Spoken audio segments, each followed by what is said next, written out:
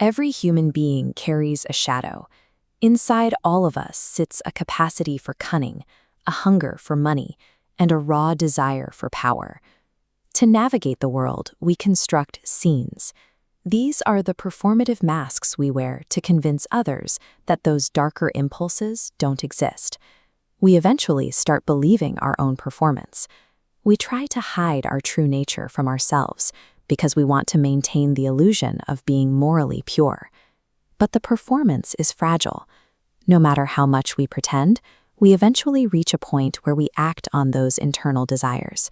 We cheat, we play politics, and we chase our own interests. Acting on desires we've spent a lifetime labeling as bad creates a paralyzing internal friction.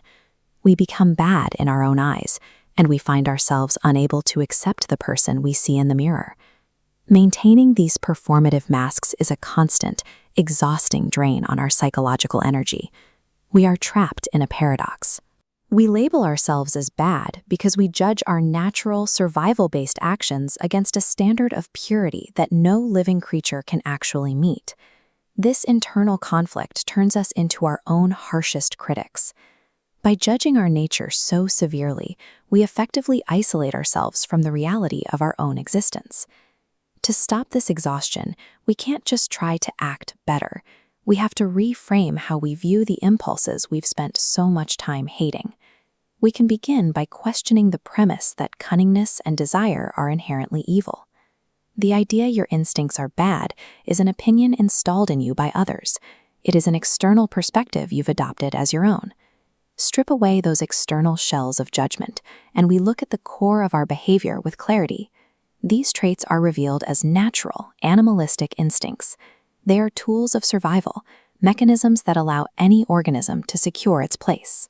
Self-judgment is effectively using an artificial social construct to condemn the very biological equipment that keeps you alive.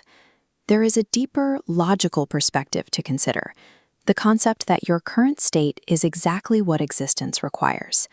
If the universe wanted you to possess different traits, it would have shaped you through different experiences. You'd have different parents, face different hardships, and a different path. If your presence here were a mistake of nature, existence would have simply replaced you with something else. But you have not been replaced. You are here, and your history is exactly what it is. The fact of your existence proves that the universe wants you in this place, exactly the way you are right now. When you recognize that you are supposed to be exactly as you are, the weight of guilt begins to evaporate. The need for those performative scenes and masks disappears. You no longer have to hide your nature from yourself. This is radical self-acceptance, the active embrace of your total self, including the parts that society calls ugly or cunning. This resolution isn't the finish line. It's the only stable foundation for interacting with the world around you. Once you stop the internal war, your perspective on other people begins to shift as well. By neutralizing the judgment against your own traits, you lose the framework required to judge others. If you are acceptable exactly as you are, others are too. This ripple effect expands until it encompasses life as it is. Peace with the world is a chain reaction that can only start in one place. To accept life, you must first accept your own ugliness. There is no other way.